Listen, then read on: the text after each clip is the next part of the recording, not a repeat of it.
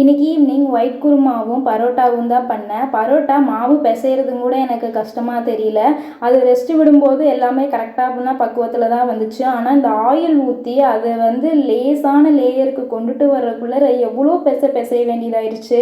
கையே வலிக்க ஆரம்பிச்சிருச்சு ஒரு ஸ்டேஜுக்கு அப்புறம். ஆனால் அது ஒரு இன்ட்ரெஸ்டாக தான் இருந்துச்சு. ஏன்னா இடையில குருமா செய்கிறதுக்காக நான் போயிட்டனால எனக்கு அந்த வேலை செஞ்ச மாதிரியே தெரியல. ஆனால் அடுப்படியில் நைட் நேரத்தில் அந்த வெக்கையில் நின்று செய்கிறதுக்குள்ளே போதும்னு ஆயிடுச்சு.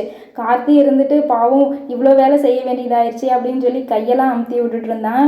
எப்பயுமே பரோட்டானா 3 கூட சாப்பிடுவான். ஆனால் இன்னைக்கு என்ன ஆயிடுச்சுன்னா 2 பரோட்டா தான் சாப்பிட முடிஞ்சுச்சு. மொந்தமாக போட்டேன்னா என்னன்னு தெரில.